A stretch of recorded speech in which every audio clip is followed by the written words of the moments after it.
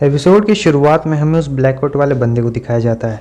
वो कहता है चलो ये सब बंद करो, मैं आज यहाँ पर यंग मास्टर को इस रेस्टोरेंट बैजू में ट्रीट दे रहा हूँ।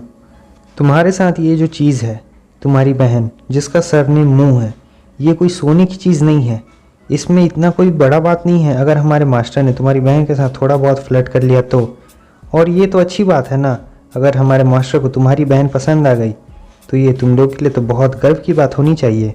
तुम दोनों यहाँ पर आओ और यंग मास्टर से माफ़ी मांगो। इस मैटर को हम लोग यहीं पे क्लोज कर देते हैं। वूजी उसे चुपचाप देख रहा होता है। वो कहता है तुम क्या देख रहे हो? वूजी उससे कहता है आखिर कौन हो तुम, अपने आप को समझते क्या हो? हाँ, इधर ये सभी लोग बातें कर रहे होते हैं। क्या इस बंदे में सचमुच इतनी ज़्यादा हिम्मत है कि ये यंग मास्टर से ऐसे बात कर रहा है? उस कोट वाले बंदे को गुस्सा आ जाता है। वो कहता है मैं तुम्हें जान चुका हूँ, तुम काफ़ी रूड हो, लेकिन मुझे ये मानना पड़ेगा तुम्हारा मार्शल आर्ट्स और वो कल्टीवेशन वो कम नहीं है। ये अच्छा रहेगा कि मैं तुमसे लड़ाई कर लूँ। अगर तुम जीते तो तुम यहाँ से कभी भी जा सकते हो, मुझे इससे कोई फ़र्क नहीं पड़ता है। अगर तुम हारे तो मैं तुम्हारी कल्टीवेशन की ऐसी की तैसी कर दूँगा। वूजी उससे कहता है तुम्हें क्या लगता है तुम मुझे हरा सकते हो? मैं तुमसे कह रहा हूँ अगर मैं हार गया तो मैं मार्शल आर्ट्स हमेशा के लिए छोड़ दूँगा। मैं इस रेस्टोरेंट बैजू में ये कह रहा हूँ, सभी लोग ध्यान से सुन लो। उसकी बहन उससे कहती है ब्रदर क्या तुम सचमुच जीत सकते हो? वो कहता है तुमने अभी अभी देखा नहीं मैंने उस बंदे को कैसे मारा, तुम्हें थोड़ा सा तो कॉन्फिडेंस रखना चाहिए ना मुझ पे।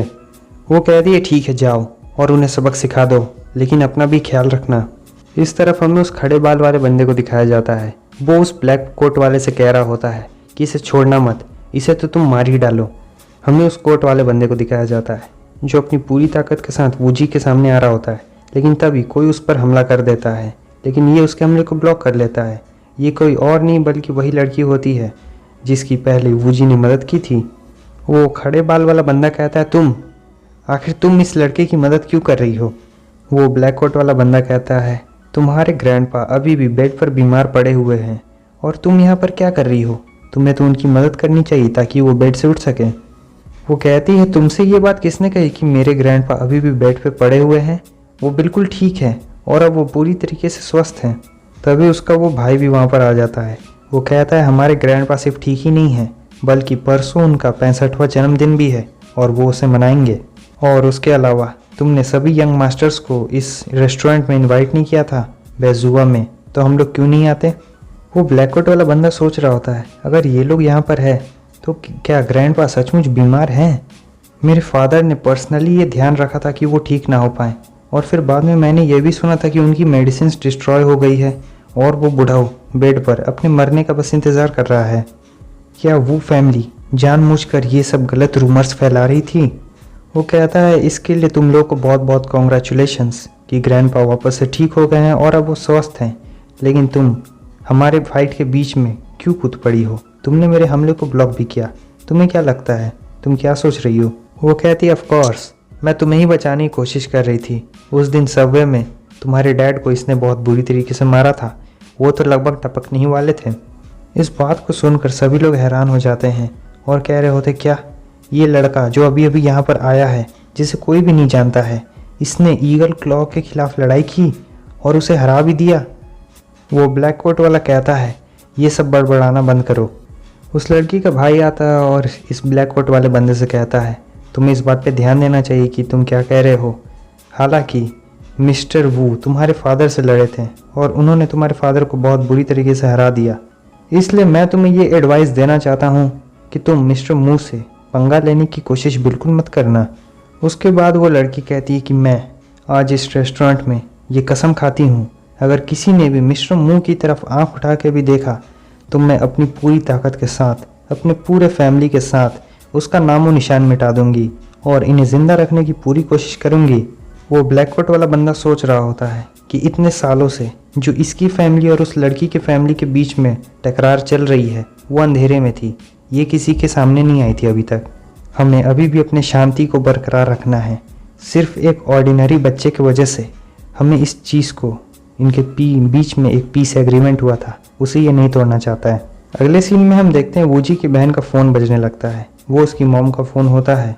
उसकी बहन उन्हें बताती है कि उनका टेबल नंबर 68 है और उनका फ्लोर 3rd फ्लोर है, वो उनका वहीं पे इंतज़ार करे, वो दोनों जल्द ही आ रहे हैं। वो वूजी को खींच कर वहाँ से ले जा रही होती है। वो कहती है चलो हम जल्दी वहाँ पर चलते हैं, यहाँ पर कोई सीन क्रिएट मत करो और मॉम को ज़्यादा इंतज़ार कराना भी अच्छी बात नहीं है। वूजी उस लड़की से कहता है ठीक है अब हम लोग चलते हैं। तभी वो खड़े बाल वाला बीच में आ जाता है और कहता है तुम कहीं नहीं जा रहे हो। वैसे ही वूजी उसे एक ज़ोरदार किक मारता है और फिर से ये ख़त्म कहानी। नेक्स्ट सीन में हम देखते हैं ये लोग लिफ्ट में होते हैं। उसकी बहन वूजी से कह रही होती है ब्रदर मुझे आज और अभी अभी ये पता चला है कि तुम कितने ज़्यादा अमेजिंग हो। वूजी उससे कहता है जब तुमने ये बात कही तो क्या तुम इसे और इमोशन में नहीं कह सकती थी? एग्जाम्पल के लिए तुम थोड़ा और एक्साइटेड होकर ये बात कहती या फिर और तेज़ी से ज़ोर से ये बात कहती ताकि मुझे खुशी मिलती। तुम ये नहीं चाहती हो ना कि मैं खुश हूँ। वो कहती है क्या तुम सचमुच खुश नहीं हो? क्या ऐसी बात है? फिर वो ऐसे अजीब तरीके से चेहरा बना के कहती है मेरा भाई इतना ज़्यादा ताकतवर है। और इधर ये सोच रही होती है इतनी ज़्यादा ओवर एक्टिंग। सीन चेंज होता है, हमें एक नए बंदे को दिखाया जाता है। ये यहाँ पर उस पार्टी में इनवाइटेड होता है जो वो ब्लैक कोट वाला बंदा करवा रहा होता है। वो उस लेडी से पूछता है कि आखिर ये पार्टी कहाँ पर हो रही है। वो लेडी उसे बताती है सर आप एलिवेटर का इस्तेमाल करिए और सीधा 5th फ्लोर पर पहुँच जाएंगे, वहाँ पर मास्टर वू ने बुकिंग करके रखी हुई है। उसके साथ एक और बंदा आया हुआ होता है। वो कहता है आपको वूजेंग की रैंक लिस्ट में प्रमोट कर दिया गया है तो आप इस छोटे से पार्टी में अपना वक्त क्यों बर्बाद करना चाहते हैं? वो बताता है कि ये दुनिया काफ़ी बड़ी है और टैलेंटेड पीपल कहीं भी और कभी भी मिल जाते हैं। सिर्फ यंग पीपल आने वाले फ्यूचर एरा को रिप्रेजेंट कर सकते हैं और मैं यहाँ पर सिर्फ यही जानने के लिए आया हूँ क्या बेजुआ में कोई ऐसा हिडन टैलेंट है या फिर नहीं। बीच रास्ते में उनकी मुलाकात वूजी से होती है। वूजी बिना कहे चुपचाप जा रहा होता है। वो बंदा उसे घूर कर देख रहा होता है। तभी इस बंदे के बगल में जो होता है वो कहता है क्या हुआ, क्या कुछ प्रॉब्लम है मास्टर? वो कहता है नहीं ऐसी कोई बात नहीं है। अब सीन चेंज होता है, वो लोग 5th फ्लोर पर पहुंच चुके होते हैं। ये बंदा कहता है हेलो सभी लोगों को, मैं बहुत ज़्यादा खुशनसीब हूँ कि मैं इस पार्टी में बुलाया गया। मैं बस इतना चाहता हूँ कि आप लोग मुझे भी थोड़ा सा अटेंशन दें।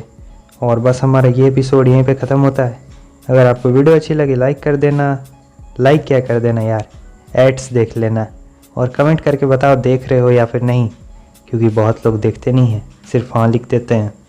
तो बस हमारा ये वीडियो यहीं पे ख़त्म होता है। फिर मिलते हैं आपसे नेक्स्ट वीडियो में जो कि जल्द ही आने वाली है। तब तक के लिए बाय बाय।